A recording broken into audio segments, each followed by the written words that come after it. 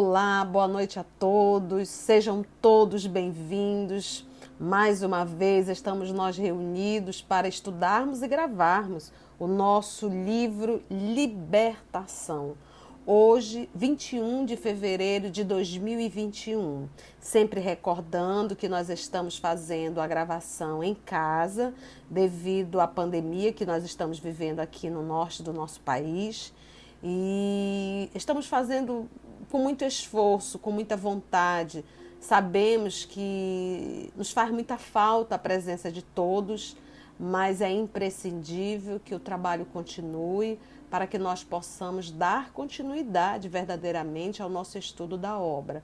Então, nós aproveitamos sempre esse momento para pedir, através da oração, já elevando o nosso pensamento, pedindo que Deus, nosso Pai, que o nosso Senhor Jesus e a espiritualidade amiga possam mais uma vez nos proteger para o trabalho que ora iremos iniciar, nos inspirar e que o nosso mundo íntimo, o meu e o seu que está aí acompanhando esse estudo em casa ou dentro do carro, que todos nós possamos ser preparados para o material sublime que as mãos abençoadas de Francisco Cândido Xavier e o coração boníssimo de André Luiz trouxe até nós através de o livro Libertação.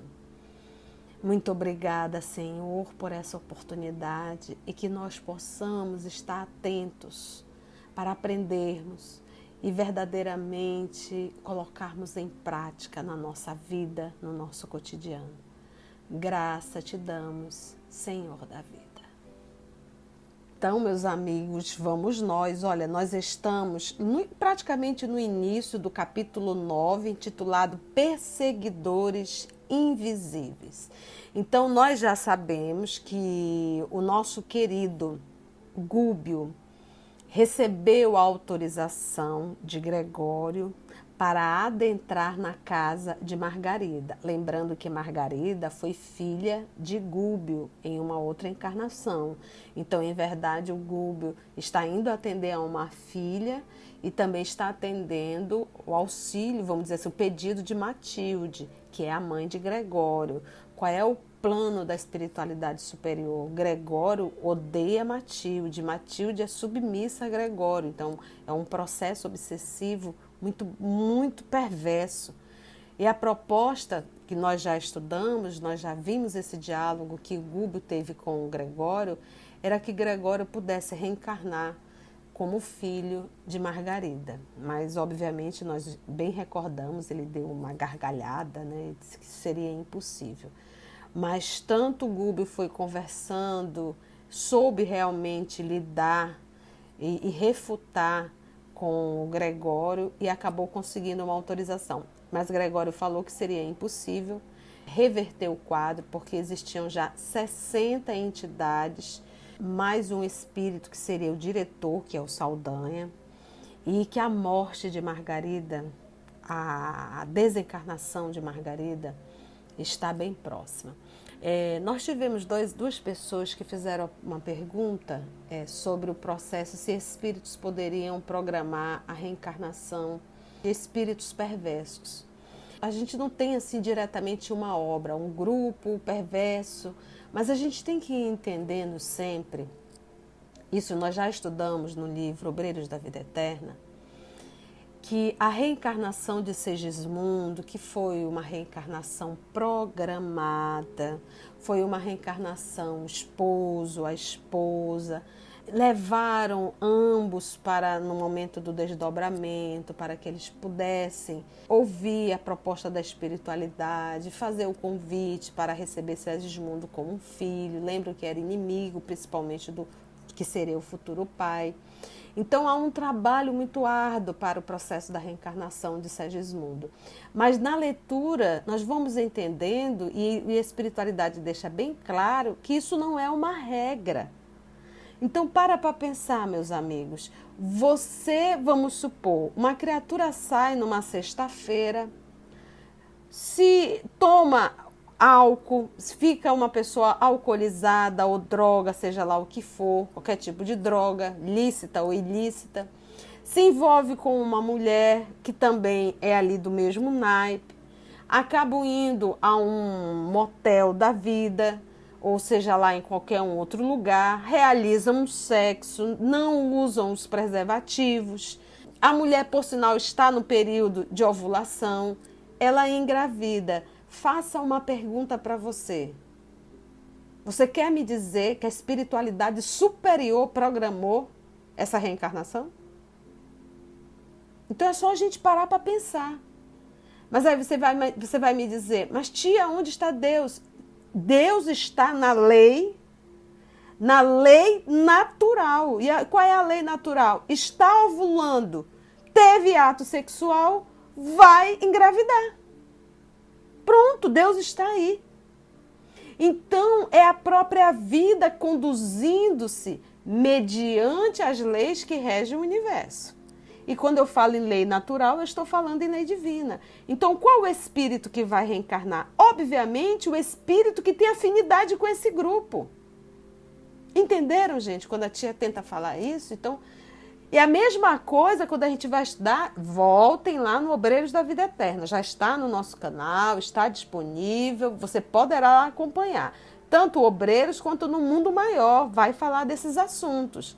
E muito menos no Obreiros da Vida Eterna, que vai retratar os processos de várias desencarnações, o mentor espiritual deixa bem claro, nem todas as desencarnações são acompanhadas dessa forma. Isso vai muito do mérito, vai muito da condição do espírito. Vocês devem lembrar do livro Obreiros da Vida Eterna, da borboleta saltitante. Ela estava ali sozinha, vinculada ao corpo que estava no cemitério. O corpo já estava com aproximadamente 30 dias e ela ali vinculada ao corpo. Não há o que fazer por causa da própria mente da criatura. O espírito é preso ao corpo, ele idolatra o corpo. E lá é falar da condição daquela jovem senhora. Então, gente, aqui nesse processo, nesse caso aqui intricado, nós temos um Gúbio, nós temos uma Matilde, que são espíritos nobres, intercedendo pelos seus amores. Vale ressaltar que é assim que Deus ajuda-nos uns aos outros, usando os próprios filhos, até para aprenderem a amar. Então vamos lá, vamos voltando aqui ao livro Libertação. Então está Gúbio, está André Luiz e está Eloy, esse trio. E eles adentraram agora, com autorização de Gregório, adentraram na casa da dona Margarida, da senhora, uma jovem, da jovem Margarida, com autorização de Gregório, e eles estão se passando como se fossem espíritos perversos também. Tanto é que o nosso André Luiz vai falar, se nós voltarmos aqui um pouquinho, ele diz assim, olha, reparei que o próprio Gúbio se fizera tão escuro, tão opaco da organização perispirítica, que de modo algum se faria reconhecível. Então ele diminuiu a própria luz. Agora atenção, quem não tem luz não pode fazer, aumentar o que não tem. Isso aí não pode. Quem não tem, não tem. Quem tem pode diminuir, justamente até para realizar um trabalho desse. Então, quando ele chegou na casa de Margarida, era uma família aristocrática, uma família de muito poder aquisitivo, jardim belíssimo. Quando ele adentrou, ali mesmo no jardim, ele já se deparou com as entidades perversas, lembrando que o Gregório falou que eram mais de 60. Então, o Gúbio teve que modificar sua organização, até mesmo para não se fazer reconhecível, porque ali ele estava como um espírito perverso que iria auxiliar no processo da desencarnação de Margarida, tá? Foi recebido por uma entidade que se apresentou como Sérgio, alguém muito gaiato, e foi levado até o Saldanha, que é o diretor da Falange. E quando o nosso querido Gúbio se aproximou do quarto, né, da Margarida, o próprio André Luiz disse que tomou um susto, porque tinham duas entidades perversas sobre o busto dela, aplicando energias, E ele se deparou com dezenas de ovoides vinculados a Margarida. Dezenas. Todos ali inconscientes, né? Que nós já estudamos sobre os ovoides mais atrás, e sugando a energia de Margarida.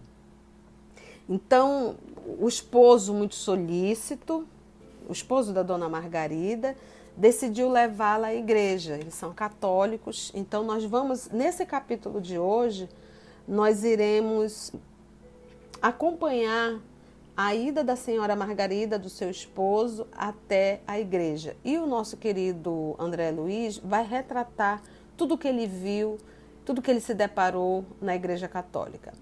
Esse capítulo, meus amigos, vai retratar realmente a condição psíquica de cada pessoa. Nós não estamos aqui fazendo absolutamente nenhuma crítica aos nossos irmãos católicos, aos nossos irmãos das igrejas. Porque se vocês já estudaram os mensageiros, se já estudaram Missionário da Luz, se já estudaram o Libertação e No Mundo Maior, vocês já se depararam várias vezes André Luiz retratando as casas espíritas. Retratando a condição psíquica de médios, inclusive. Então, aqui ele vai retratar uma nova situação. Mas isso não quer dizer que nós espíritas também não passamos por isso. Então, vamos aqui ver a experiência dos nossos irmãos dentro da igreja, mas que possamos sempre estar fazendo uma autoavaliação da nossa condição dentro da instituição espírita. Quando a gente fala dos ovoides, é bom a gente lembrar que na página 119 ele diz assim, olha, em verdade, já observara por mim, diz André Luiz, grande quantidade de casos violentos de obsessão, mas sempre dirigido por paixões fulminatórias. Entretanto, ali verificava o cerco tecnicamente organizado. Então, aquelas 60 entidades não eram 60 entidades que tinham ódio de Margarida, não. Era 60 entidades contratadas por mentes perversas, no caso Gregório e o próprio Saldanha. Esses ovoides, olha, ele diz, evidentemente, as formas ovoides, ele sempre coloca entre aspas, porque não vai pensar que é um ovo que vai nascer, pelo amor de Deus, é que a criatura perdeu a sua forma perispirítica, a forma, gente, a forma. Então, aquelas formas ovoides haviam sido trazidas. Então, essas entidades que perderam a forma, que estão nessa condição, que o André passou a comparar como uma forma ovoide, porque lembra, ele parece realmente, mas é aproximadamente do tamanho da cabeça de um crânio, do tamanho de um crânio, eles estão ali, mas eles não são inimigos da Margarida, eles nem a conhecem, mas como eles estão numa condição inconsciente, lembra da cidade estranha. Eles foram trazidos para se alimentarem das vibrações da própria Margarida. Então, é realmente, meus irmãos,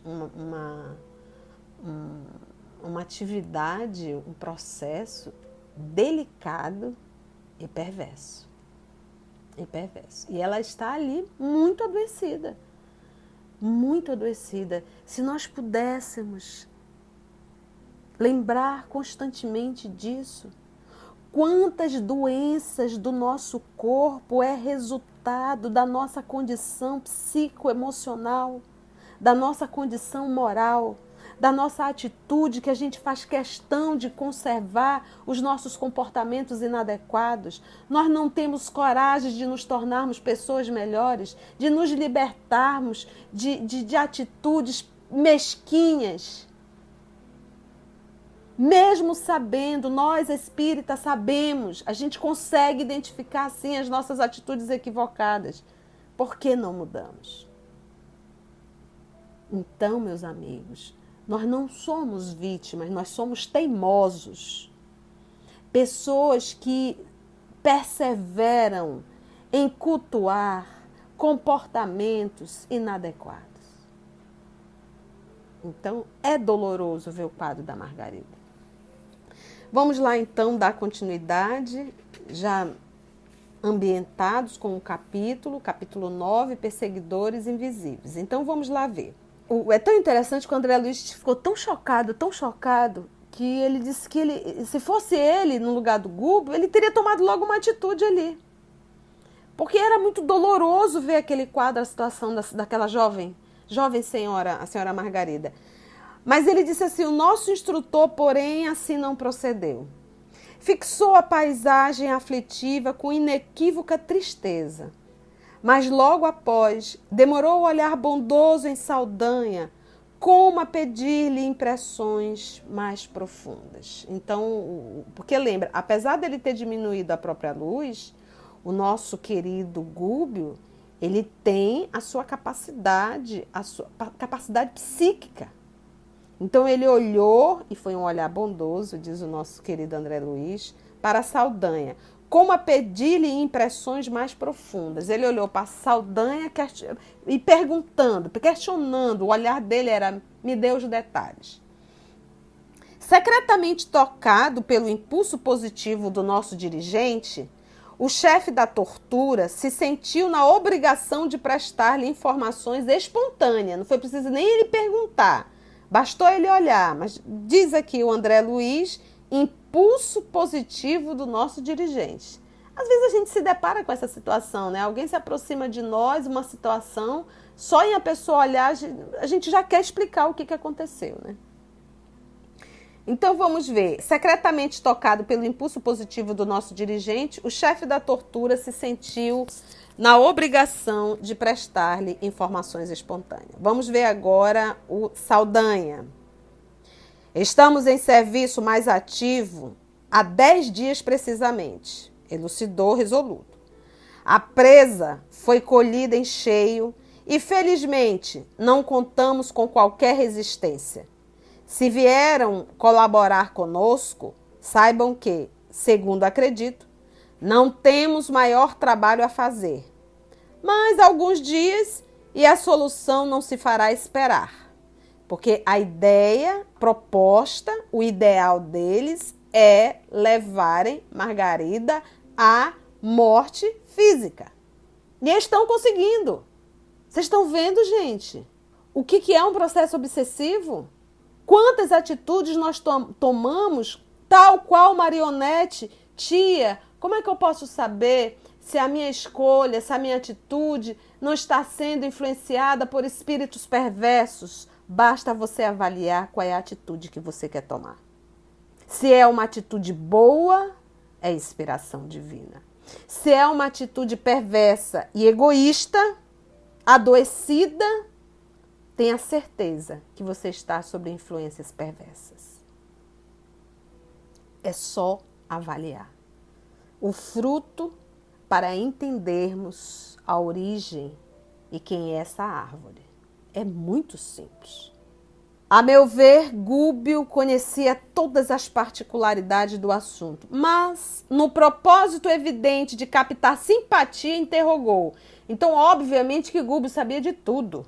Mas ele tinha que ali fazer adquirir, vamos dizer assim, estreitar esse laço com Saldanha. Lembra que ele está se passando como se fosse um espírito que estaria ali para ajudar o processo da desencarnação de Margarida. E aí pergunta o senhor Gúbio: e o marido? Esclareceu Saldanha com escarninho sorriso. Ora, o infeliz não tem a menor noção de vida moral. Não é mau homem, todavia, no casamento foi apenas transferido de gozador da vida a homem sério. A paternidade constituía um trambolho. E filhinhos? Se os recebesse, não passariam para ele de curiosos brinquedos. Hoje, conduzirá a esposa à igreja. E, reforçando a influência sarcástica, ele acrescentou: vão à missa, na esperança de melhoras. Mal acabara a informação, tristonho e simpático cavalheiro, em cuja expressão carinhosa identifiquei, de pronto, o esposo da vítima, entrou no aposento, com ela, trocando palavras amorosas e confortantes. Amparou-a, prestimoso, e ajudou a vestir-se com cuidado. Decorridos alguns minutos, notei, apalermado, que os cônjuges, acompanhados por extensa assembleia de perseguidores, tomavam um táxi na direção de um templo católico. Gente, todos os que estavam na casa acompanharam eles. Os ovoides estão ligados. E aquelas 60 entidades também foram. Todos para a igreja. Todos. Então você acha que quando você vai ao centro espírita, fica todo mundo lá na porta e não entra? Ali é a casa do Senhor. Se entra encarnado perverso, por que não entra desencarnado perverso? É só a gente pensar. Olha aqui, e o André diz que ficou apalermado de ver aquilo. Por quê? Seguimos-nos sem detença. André também foi. André, Eloy e Gúbio. O veículo, a meu ver, diz André Luiz, transformara-se como que num carro de festa carnavalesca. Vocês recordam desses carros alegóricos entupidos de gente em cima? Acho que já veio na sua memória, né? Agora imagina um táxi. O veículo, a meu ver, transformara-se como que num carro de festa carnavalesca. Entidades diversas aboletavam-se dentro e em torno dele, desde os paralamas até o teto luzente. Gente, imagina a cena. Imagina se fosse um fusquinha, não sei qual era o carro. E os espíritos todos ali, todos empendurados. É uma cena de filme. Chega a ser até cômico. Mas não é cômico, é dramático. Minha curiosidade era enorme, diz André Luiz. Descendo a porta de elegante santuário, observei estranho espetáculo. A turba de desencarnados em posição de desequilíbrio era talvez 5 vezes maior que a assembleia de crentes em carne e osso. Olha, descendo a porta de elegante santuário. Então lembra assim aquela igreja belíssima, aonde normalmente nós sabemos acaba sendo frequentado por as pessoas da classe média, média alta, tá? Então para pensar. Descendo a porta de elegante santuário, observei estranho espetáculo. A turba de desencarnada em posição de desequilíbrio era talvez 5 vezes maior que a assembleia de crentes em carne e osso. Então, é como se dissesse assim, para cada encarnado, tinham ali 5 entidades. Ele fala aqui, a turba de desencarnado em posição de desequilíbrio. Porque para pensar, quantos espíritos tinham na residência da dona Margarida, de seu esposo? 60. Ela foi para a igreja. Os 60 acompanharam? Ok, acompanharam. Fora os ovoides. E esses 60 que o acompanharam, para pensar, eram espíritos amáveis, doces? Não. Tanto é que foi nos apresentado que eles tinham aspectos muito grotescos, agressivos. Estão todos lá. Que a assembleia de crentes em carne e osso. Compreendi logo que em maior parte ali se achavam com um propósito deliberado de perturbar e iludir. Eles iam para perturbar realmente. Saldanha encontrava-se excessivamente preocupado com as vítimas para dispensar-nos maior atenção. E intencionalmente, Gúbio afastou-se um tanto em nossa companhia a fim de confiar-nos alguns esclarecimentos. Porque lembra que Gúbio está indo trabalhar, o propósito de Gúbio é o trabalho, e levou o André Luiz e o Eloy também para trabalhar e para aprender no trabalho. Então aqui é teoria e prática, teoria e prática, teoria e prática. Então, como o Saldanha está muito preocupado com a Margarida e com o esposo, ele aproveitou esse momento e se distanciou um pouco do Saldanha para aproveitar e ensinar para os seus 2 alunos, seus 2 discípulos, que apesar de toda essa situação, eles estão na condição de aprendiz, estão aprendendo e estão ajudando dentro daquilo que pode, né? Então vamos ver a orientação do Gúbio para os dois e para todos nós. Eu espero que esteja bem compreensível, tá, gente? Mas vamos lá. Penetramos o templo onde se comprimiam nada menos de 7 a 8 centenas de pessoas. Gente, penetramos o templo onde se comprimiam nada menos de 7 a 8 centenas de pessoas. Pessoas encarnadas. Então, se nós tínhamos ali de 700 a 800 pessoas, imagina o tamanho desse templo. Agora, multiplica isso por 5. Olha o ambiente em que André Luiz se deparava. Continua ele. A algazarras dos desencarnados ignorantes e perturbadores era de ensurdecer o barulho dos desencarnados.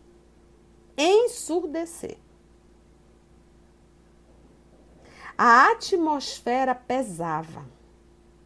A respiração fizera-se-me difícil pela condensação dos fluidos semicarnais ali reinantes.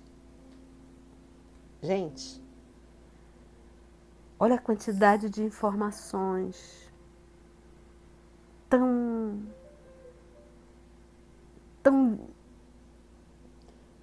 maravilhosas para todos nós. E nós estamos encarnados.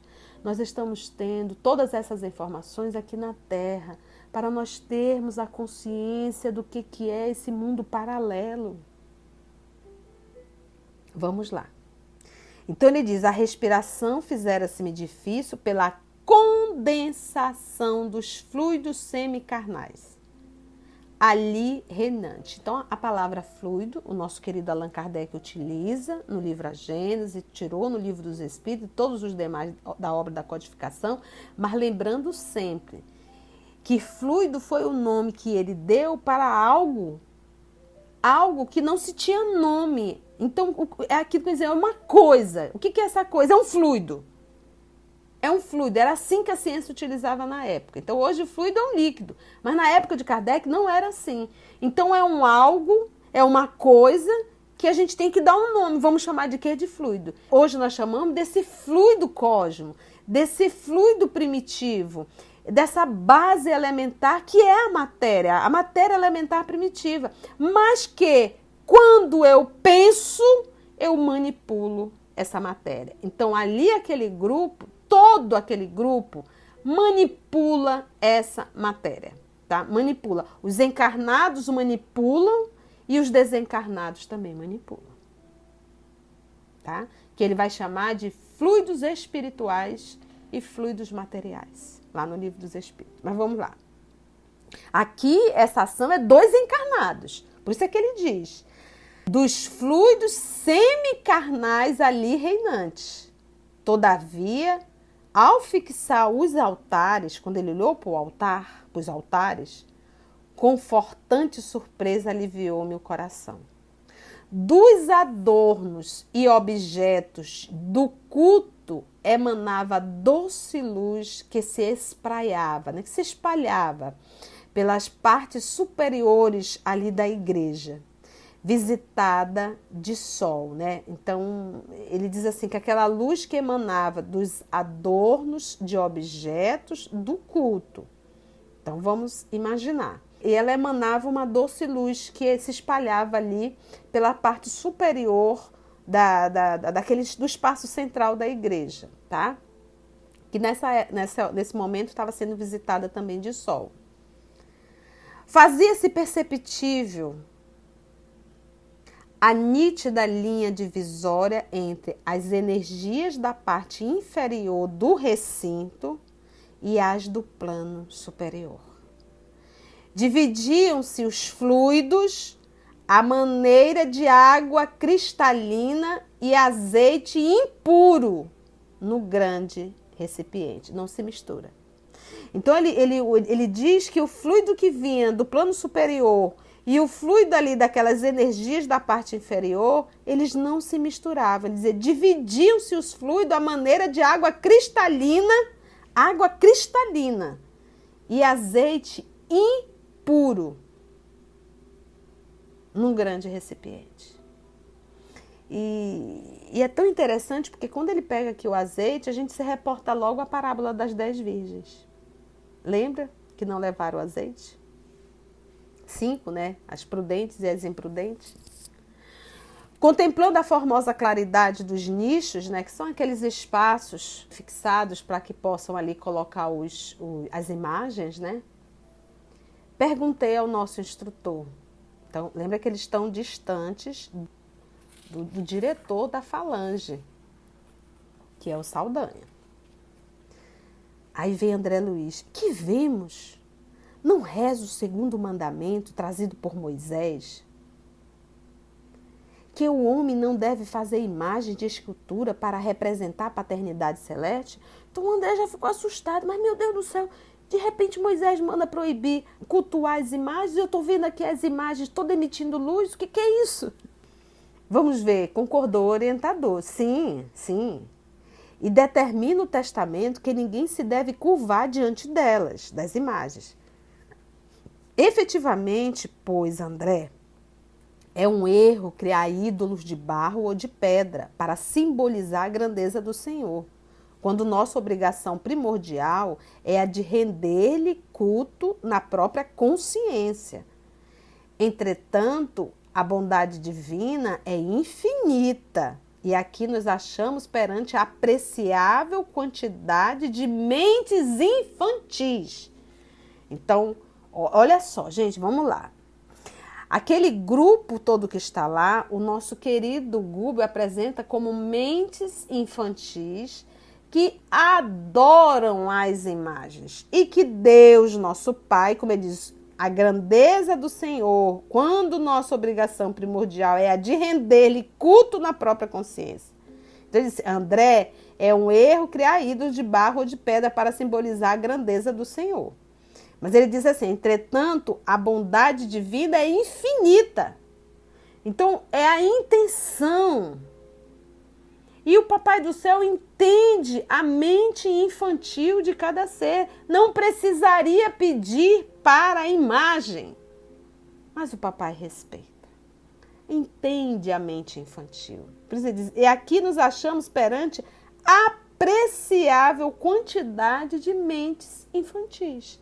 Que é esse o cuidado que às vezes tem essas mentes infantis que quer levar imagens para dentro do centro espírita.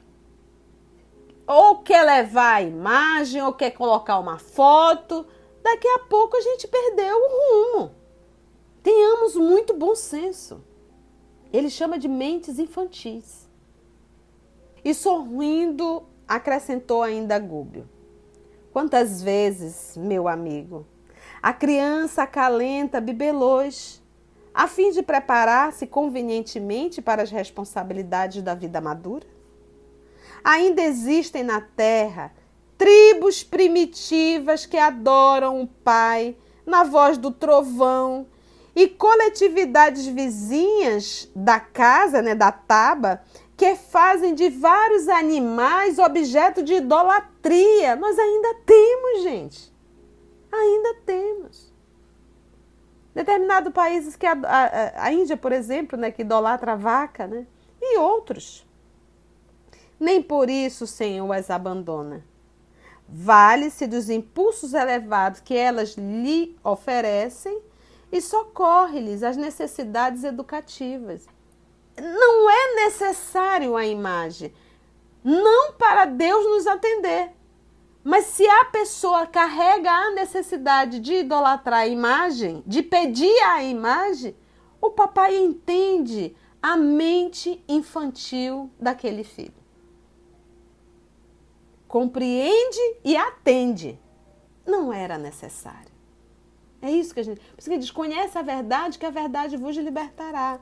Por exemplo, nós no movimento espírita, às vezes, vamos criando situações de sentir a necessidade de orar sempre, por exemplo, a prece de Cárita. A prece de Cárita. Gente, a prece do coração, 2 ou 3 palavras, porque é o sentimento, não são palavras. Então, olha só como é intricado. Mas se alguém só se sente plenamente orando, se fizer a prece de carta, não sou eu que vou tirar a bengala psicológica. A gente respeita.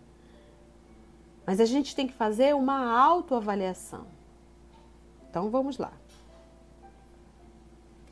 Nesta casa de oração, os altares recebem as projeções de matéria mental sublimada dos crentes. Vou repetir. Nesta casa de oração, os altares recebem as projeções de matéria mental sublimada dos crentes. Matéria mental. Lembra, o pensamento não é matéria.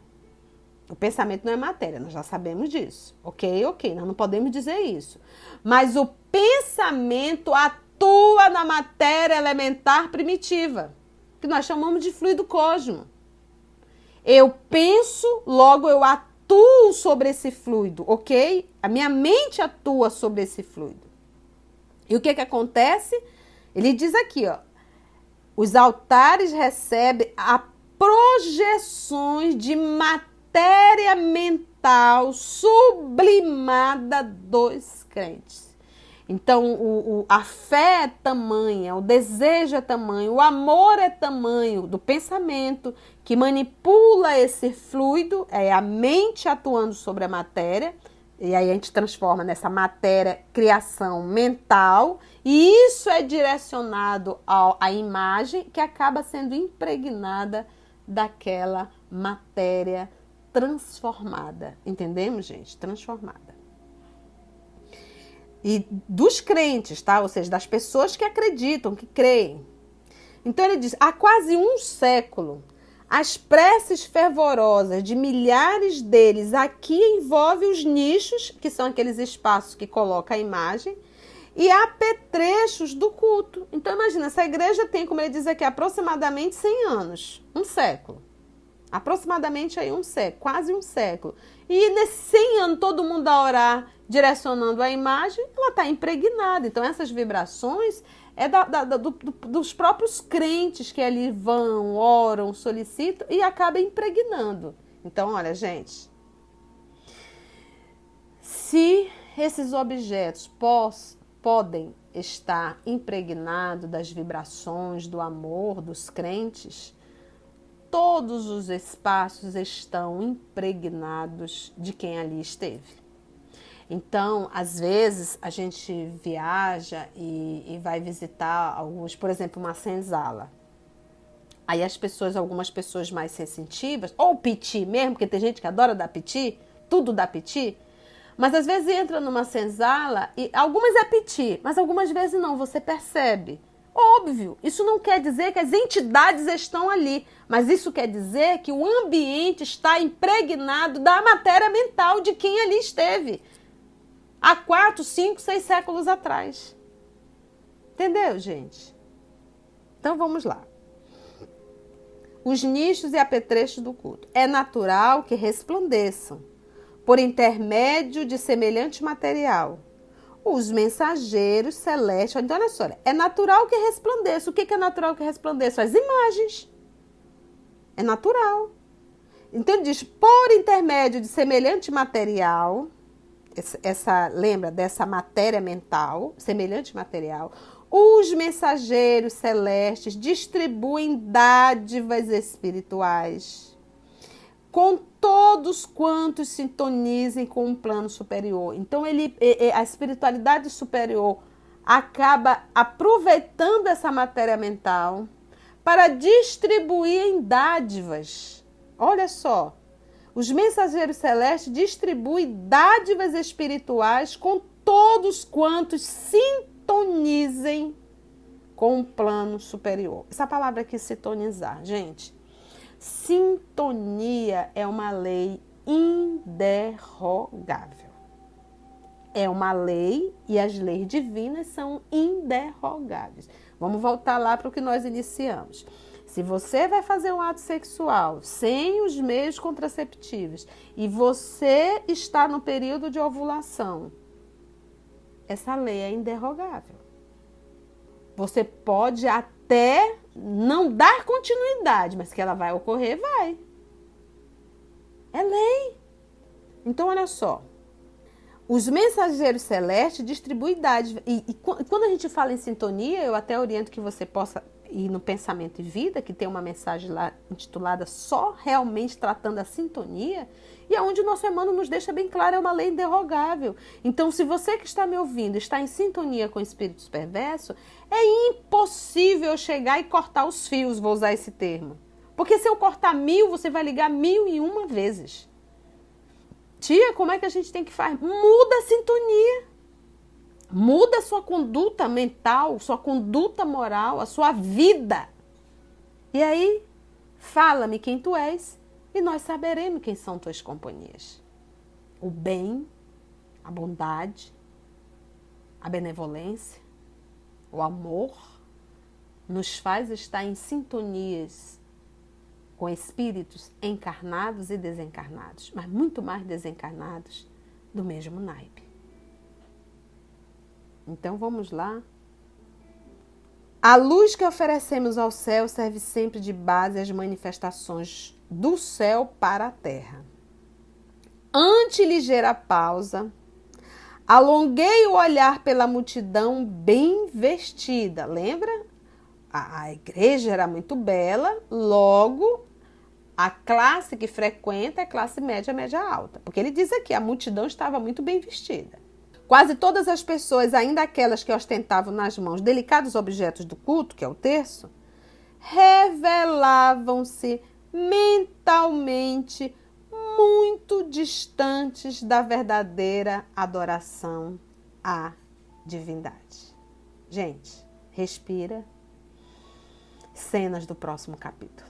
Vamos parar porque é muito material e o nosso próximo estudo nós iremos mergulhar nessa parte técnica realmente dessa sintonia. Então, a partir desse momento aqui, o nosso querido André Luiz irá nos trazer o que é sintonia, o que é campo mental. Então, meus irmãos, revejam o áudio quantas vezes for necessário e vamos aproveitar e mudarmos através da nossa atitude diária, através do nosso pensamento, as nossas sintonias. E deixa bem claro que não é o fato de você estar dentro do centro espírita ou não é o fato de você estar dentro da igreja que você está protegida e livre do mal. Aqui nós percebemos que todos eles acompanharam Margarida. E que o número de desencarnados perversos dentro da instituição religiosa era 5 vezes maior. Então, é muito material de reflexão. Agradecemos a Deus, nosso Pai. Agradecemos ao nosso Senhor Jesus e à espiritualidade amiga. E ajuda-nos, Mestre, ajuda-nos a nos libertarmos dessas atitudes mesquinhas e infantis. Ajuda-nos a nos tornarmos pessoas melhores. Ajuda-nos a entender que o Senhor é o caminho, que o Senhor é a verdade e que o Senhor é a vida e a vida em abundância. Obrigada, Mestre amado, e que nós possamos refletir bastante no que aprendemos essa noite. Muito refletir e vigiar e nos esforçarmos. Porque, como bem dizem os espíritos Allan Kardec, nós fazemos pouquíssimo esforço para nos tornarmos pessoas melhores. Graça te damos, Mestre, e muito obrigada aos amigos espirituais que nos conduziram mais uma vez. Que assim seja.